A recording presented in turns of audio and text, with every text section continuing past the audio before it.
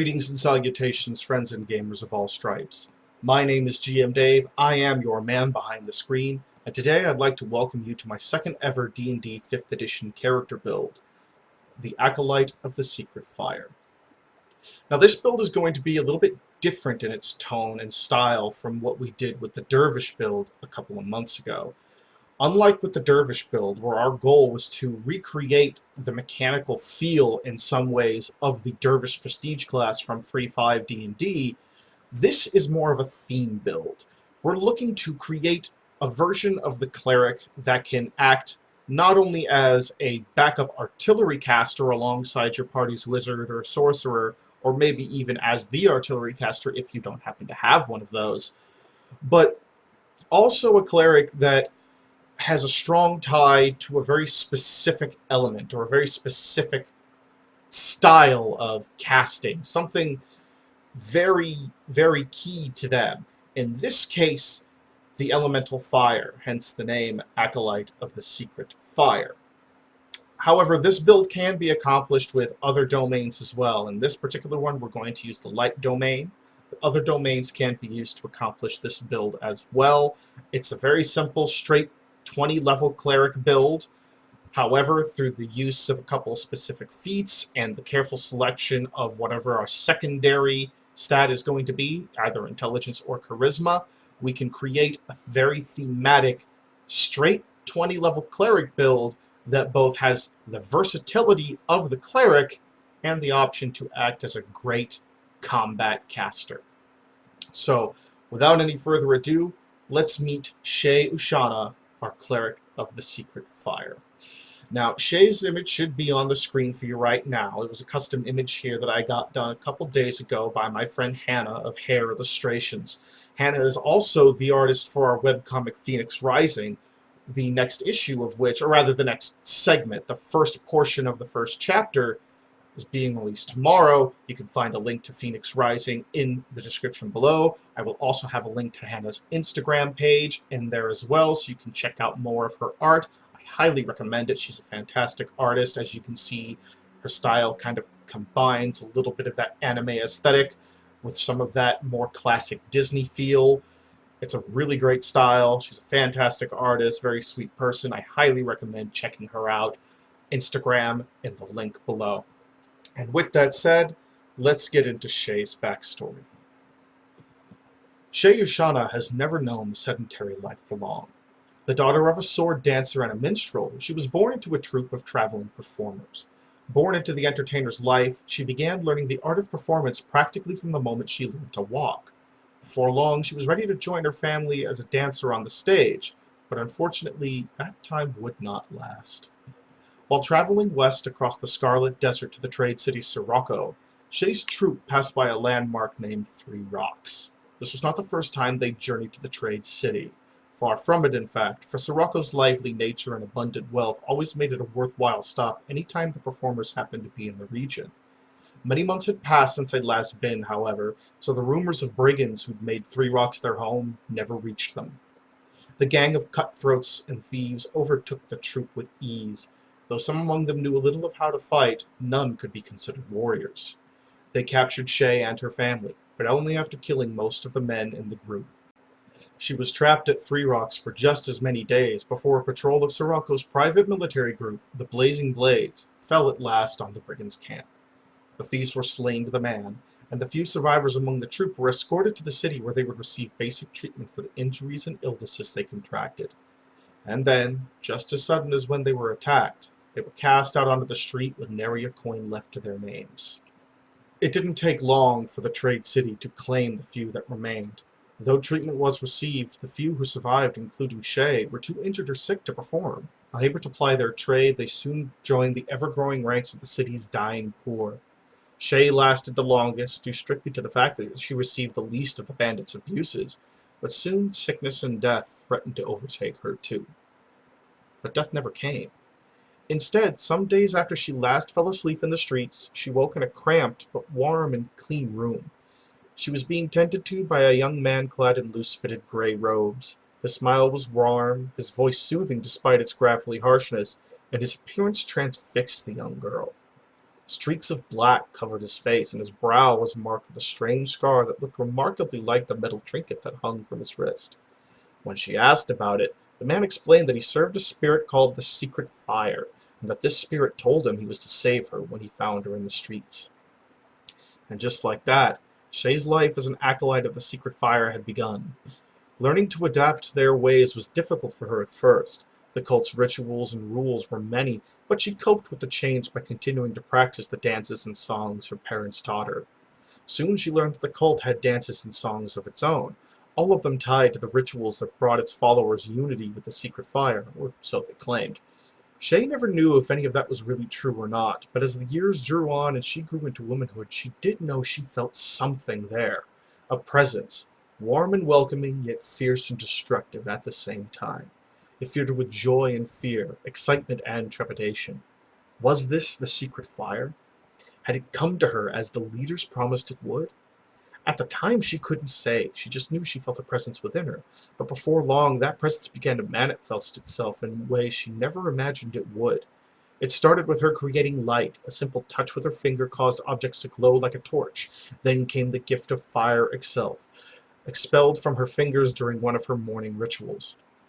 At first, these instances scared her, as did the feeling that surged through her veins whenever it happened. But thanks to the tutelage of her masters, she soon came to understand this was nothing to be afraid of. She had been blessed, one of the lucky few truly touched by the Secret Fire. Through her, its power could manifest, and not just in the forms of flame and light. Proper devotion and study would gift her the use of all sorts of magic, and though the study came hard for her, she'd never taken well to education without hands-on practice. It did not take long for her to manifest these gifts of her own accord. However, with this change in her life came a resurgence of the wanderlust that dominated her childhood. She'd spent too long in Sirocco, too long trapped amongst its tightly packed streets and buildings. So she left, determined to use what she'd learned to enact the will of the Secret Fire wherever it would lead her. And if she could lead others into the fold, all the better for them. All right. With that, we move on to the build itself. Now, Shei is a human character, so obviously we are going to start with a human. And we put this build together with the standard 27-point buy in stats. We bring her strength up to 10, spending 2 points, and her dexterity will be 14, spending 7 points. We do this because she is not meant to fight in melee, although she does have a melee weapon, a mace that was fashioned by a blacksmith who was also a member of the Secret Fire to look like a torch sconce. She rarely uses it to fight. Instead, she prefers to stay back, making use of a crossbow if she can't get her spells off. Constitution of 12, spending 4 points, give her a little bit of hardiness, and the intelligence we're just going to leave at 8. We're not going to put anything into that. Shei may be an acolyte of the Secret Fire and may know a thing or two about her religion and the rituals therein, but she is not an educated person. She grew up with a nomadic group of people, was taught their ways, learned how to perform, as opposed to book learning. Wisdom, as the primary casting stat, is the stat that we are going to put the most in. We put 9 points into it, which brings it up to 15, 16 once we put our +1 from human in there. And Charisma is her second highest mind stat, her backup caster stat at 14. 5 points brings it up to 13, +1 from our other point in human brings it to 14. So as you can see, for the race, we went with the human variant. And the reason we're going with the human variant instead of putting +1 to her stats across the board is because we want to get our hands on that bonus feat right off the bat.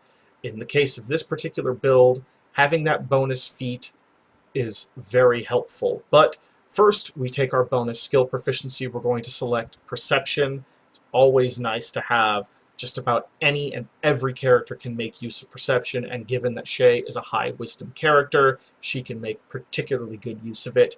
And now we come to the bonus feat that is so important, Magic Initiate. We are going to take the Sorcerer class for Magic Initiate. Remember, our backup casting stat is Charisma.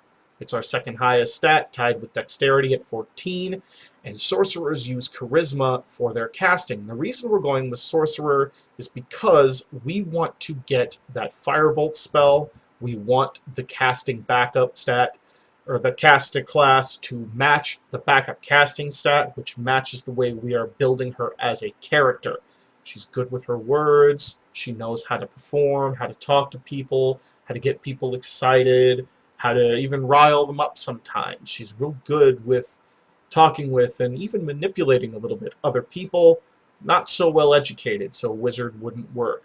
The other reason we want sorcerer is because of the primary cantrip we are going to be using with this class, Firebolt.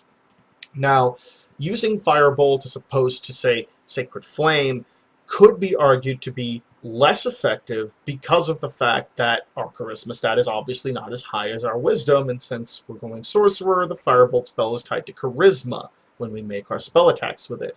However, it still matches our Dexterity, so we will have an equally high chance to hit with Firebolt as we will with our crossbow, and so it all just works out. And plus, since we are going to be later on taking the elemental affinity feat with fire, it's going to have its minimum damage boosted by that feat as well, further tying into the build and the theme of it. For the next cantrip, we're taking Prestidigitation. Nice, very useful multi-purpose spell. Kind of fits in too with the theme, as well as that is something that can be very easily used as part of her performance.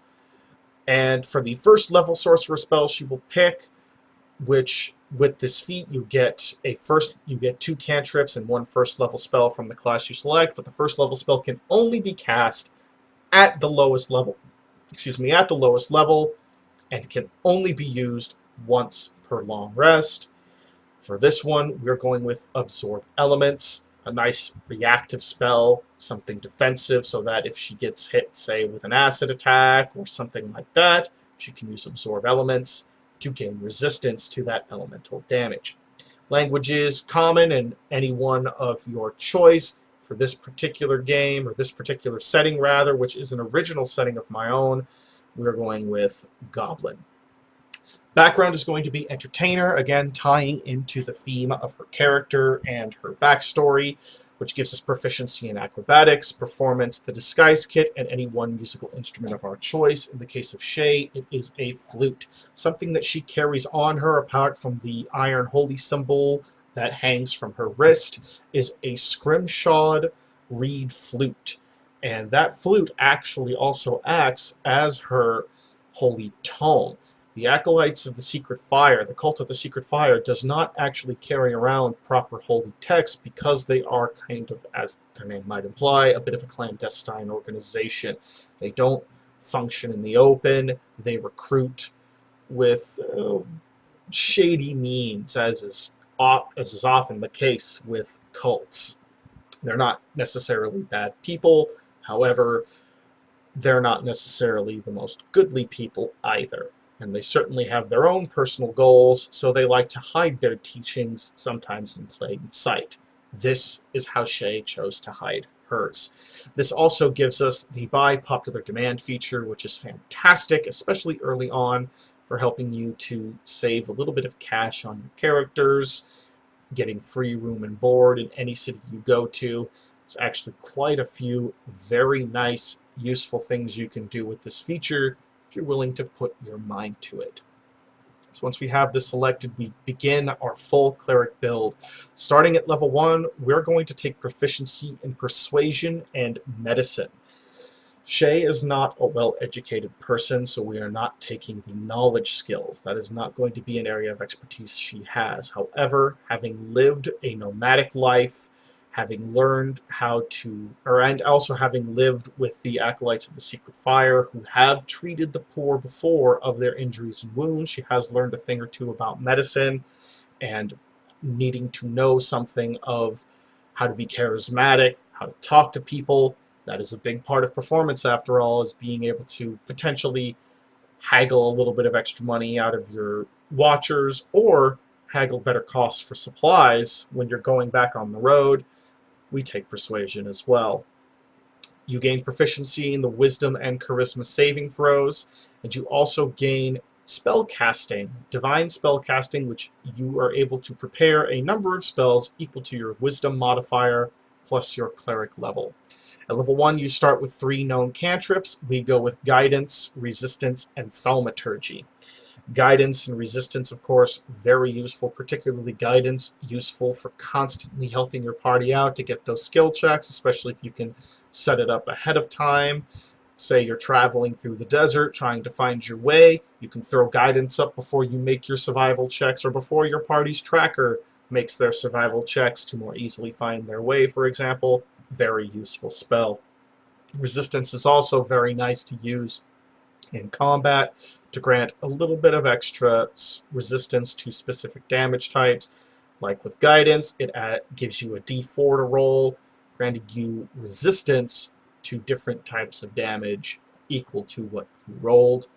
And thaumaturgy, much like prestidigitation, is kind of a general use spell. Its multiple effects can be put to great use by someone who's able to think creatively and on their feet, and furthermore, it ties in very nicely with the theme of this build, which again, we are a performer who is a member of a fire cult. Thaumaturgy has some abilities that directly affect how fire looks and acts, so therefore it fits very nicely into the theme. And we also get 2 first-level spell slots to use. For our Divine Domain, we are taking the Light Domain, which grants us Light as a bonus cantrip. Very nice spell to have on hand. And it also grants us at level 1 2 domain spells. In this case, we get Burning Hands and Fairy Fire, both particularly useful. We also get the Warding Flare ability, which works anytime we are attacked. We can activate this ability to impose disadvantage on our attacker, provided they are able to be blinded. And lastly, we gain our armor and weapon proficiencies with light and medium armor proficiency, as well as shields and simple weapons. Cleric level 2 gives us our Channel Divinity ability, which we all get as a cleric. We all get the Turn Undead ability, but as a cleric of light, we also get Radiance of the Dawn as our domain Channel Divinity, which allows us to unleash a burst of radiant damage around us, dealing 2d10 damage, I believe 2d10, it might have been 2d8, but dealing damage to anyone in a burst within, I believe, either 5 or 10 feet of us. I don't remember exactly. Point is, it led to an amazing moment when I was playing as Shei and she got swallowed by a gelatinous cube, where she was able to use that spell to almost blast, or that ability rather, to almost blast completely free of its grasp, leaving it damaged enough that our party's shaman was able to come in and kill it with a lightning lure. Furthermore, we also gained 1 additional first level spell slot, giving us now a total of 3. Moving on to Cleric level 3, we gain now our level 3 domain spells, Flaming Sphere and Scorching Ray. Both very fantastic, useful spells. We also gain 2 second-level spell slots, unlocking our access to the second-level spells, and an additional first-level spell slot, bringing that total up to 4. Cleric level 4, we select our second feat, Warcaster, which is going to make it easier not only for us to cast in combat, but it's going to enable us to be able to cast spells even when we have a weapon or a shield in hand. So, very useful feat. And this will enable us to pick up a shield that we can then use while casting, keeping our defenses high. We gain 1 additional second-level spell slot, bringing that up to 3 total. And now we learn 1 more cantrip. From the Cleric spell list, we're going to take Sacred Flame for that one, giving us an extra damage option that does not rely on spell attacks, but good saves instead. Cleric level 5, we unlock the Destroy Undead ability, allowing us to automatically destroy any undead of CR 1/2 or lower whenever we use our Turn Undead ability. It also gives us our 2 level 5 domain spells, Daylight and the amazingly powerful Fireball. Furthermore, we gain access to level 3 spells now with 2 third-level spell slots, and our proficiency bonus increases to +3. At level 6, our Channel Divinity uses increase to 2 per day. Fantastic little ability to get. And we also gain the domain feature of Improved Flare, which allows us to use our warding flare now when allies near us are attacked as well. Additionally, we gain one more 3rd level spell slot, bringing those up to 3 total. Cleric level 7 gives us our 7th level domain spells, Guardian of Faith and Wall of Fire, as well as access now to 4th level spells with 1 level 4 spell slot. Cleric 8, we take our 3rd and final feat, Elemental Adept, and in this case we're going to take Fire. Fire damage is the primary one we're dealing. This feat will allow us to accept any 1s we rolls as 2 instead anytime we roll damage with a spell that deals fire damage. Furthermore, our Destroy Undead ability increases from CR 1/2 to CR 1, and we gain the domain feature of Potent Spell Casting, allowing us to deal additional damage anytime the spell we are casting comes from our Cleric spell list, and this does include our domain spells. Furthermore, we gain 1 additional 4th level spell slot for 2 total. And Cleric level 9 brings us our last 2 light domain spells, Flame Strike and Scrying. Furthermore, we also gain 1 additional 4th level spell slot, bringing that total up to 3, and we get our first 5th level spell slot, accessing 5th level spells. Additionally, our proficiency bonus now increases to +4. At Cleric level 10, we gain access to the Divine Intervention feat, allowing us to ask our deity, or in this case, the spirit that we worship, for guidance. We then make a roll. If we succeed, the question we ask is answered. If we failed, it isn't. And really, this ability is interesting because it's very dependent on your GM and how your GM decides to interpret things. But in my opinion, that kind of makes it a little bit more fun. Moving on to something a little bit more tangible, though, we gain 1 additional 5th level spell slot, increasing our total to 2. Forgot to edit that in there. And we learn our 6th and final cantrip, or actually I think it might be our 5th and final cantrip, excuse me. I forgot that light was a bonus cantrip. We are going to take Mending. At Cleric level 11, our Destroy Undead ability increases to CR2, and we finally gain our first 6th level spell slot. Then with Cleric 12, we gain our ability score increase. Now, we could take another feat, such as Spell Sniper, and you're certainly welcome to, but at this point, I am thinking it's going to be more prudent to start increasing those mental stats. So we're going to go with +1 to our Wisdom and +1 to our Charisma. Moving on to Cleric 13, we gain our first 7th level spell slot, and our proficiency bonus increases to +5. Cleric 14 sees our Destroy Undead go to CR3. Cleric 15 gives us our first 8th level spell slot. Cleric 16 gives us our next ability score increase, again, 1 in Wisdom, 1 in Charisma. And then finally, Cleric 17 gives us our final domain feature, Corona of Light, allowing us to emit light like the sun. Enemies who are within 20 feet of us will get a disadvantage imposed on their attack rolls so long as they are potentially able to be blinded because of how bright the light is. Furthermore, our Destroy Undead increases to CR4, our proficiency bonus goes to +6, and we finally gain our access to 9th level spells with our 1 level 9 spell slot.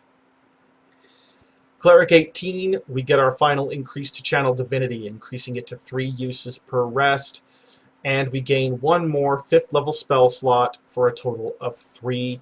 Cleric 19 brings us our final ability score increase. Once again, we're going to go with 1 in Wisdom and Charisma, even though that's going to leave us with odd numbers in both of those. Unfortunately, we're stuck with odd numbers and everything else as well, so you can't double up.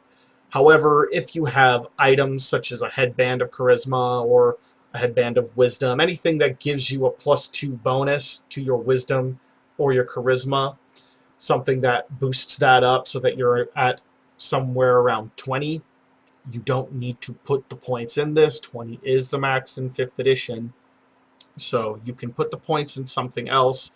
This is very flexible, this part here, depending on the items you have gained up to that point. However, we also gain our second 6th level spell slot, and then with Cleric level 20, our Divine Intervention improves, making it so that when we call to our god or whatever being it is that we worship, whatever specter or spirit or even idea it is that we worship, our Divine Intervention no longer requires a roll to succeed. We can communicate with our god essentially at will. And finally, we gain our last spell slot, our last 7th level spell slot, increasing that to a total of 2. And with that, we have finished the build. Now, just a quick note, the stated goal of this build, as I have stated at the top of the document itself, and there will be a link to the document in the description below for you to look at if you so desire. This goal is to provide something thematic as opposed to a specific build that looks to achieve a unique mechanical aim like the previous Dervish build did. Because of that, you're not going to find a lot of complexity here as you've just seen, nor are you going to find the clever uses of multi-classing that can make some interesting things happen, like the fighter-rogue combination I came up with for the Dervish, as that's not what this build is about. Instead, where the mechanics are concerned, this build simply seeks to construct a version of the Cleric that succeeds in bringing the powerful spellcasting versatility that's inherent to the class, while bolstering that by also giving it the option to act as the backup artillery caster or even a replacement artillery caster if you don't have one. This particular build achieves this through the use of heavy damage spells provided by the light domain, as you saw, such as Fireball, Flame Strike, so on and so forth. You also gain this, obviously, from the extra damage bonus and the extra spells provided by the Magic Initiate and Elemental Adept feats, but because, like I said at the beginning of this, the mixture of domain selection and feats is what defines this build, as opposed to specific class combinations, as well as the specific secondary mind stat you select, whether that be intelligence or charisma. The workings of the core philosophy, or the core that is behind this build's philosophy, however, are very easy to alter to achieve similarly thematic results. Just because Shei's specific offensive spell focus was on fire, that doesn't mean yours has to be too. You can also change up the backup options you have for out of combat. Shei's options for out of combat revolve on the social skills, namely persuasion and performance. However, you could easily build a cleric who focuses on the knowledge skills for this instead, taking intelligence as your secondary stat, pulling from the wizard spell list, for example. Furthermore, you can excuse me, I'm sorry about that. Like I mentioned earlier as well, your domain selection is also a key way in which you're going to make this build work. And there are 3 other domains that very effectively act as backup high damage casters to give that aspect to your cleric as well. And those are the Tempest, Death, and Arcana domains. So that's 3 additional options through your domain that you can then flavor to your character as you wish, that will enable you to achieve similar results as to here, giving you that artillery feel, that backup caster feel, while still keeping the versatility of the cleric intact. That's about all I have for you today, friends and gamers. If you have any questions about this build, or if you have any comments about it as well, please feel free to leave your comments in the comments section, down below. If you like my videos, please feel free to leave a like, and if you would like to see more of them, please subscribe and click that bell notification button. Do check to make sure that the notifications are set to notify all, though. Furthermore, if you want the most reliable notifications possible, I heavily suggest going into the description down below and following me on social media. You can find me on Facebook, Minds, Twitter, and Gab. I post to those every single time I upload a video, so you will always be notified of when something comes up. What's more, if you enjoyed this video, please let me know. Do you have any comments or suggestions? Do you have any build ideas of your own you'd like to see me tackle? And what did you think of the Acolyte of the Secret Fire, this thematic build that, while simple, I think captures a nice, fun, and engaging character concept? Would you attempt something like this as well, even though it is a simple, straight 20 level build, or would you prefer something more mechanically crunchy? Personally, I stand right in the middle. I have just as much fun with straight 20 level builds as I do with characters that multi-class across multiple classes, as long as I can find something enjoyable to play that's at least moderately effective, and as long as I have something that enables me to roleplay really well, I'm happy. Furthermore, as I mentioned at the beginning of the video, real quick before I finish up here, Phoenix Rising, the first part of the first chapter, is getting uploaded tomorrow. Again, link is in the description for that. Check out Hannah's work as well. My picture for Shei is up again. She's the artist behind that. You can find her at Hair Illustrations on Instagram. Also linked in the description below. With all of that now said, friends and gamers of all stripes, it is as always my sincere hope that you roll high, roleplay well, and game on. Have a wonderful day.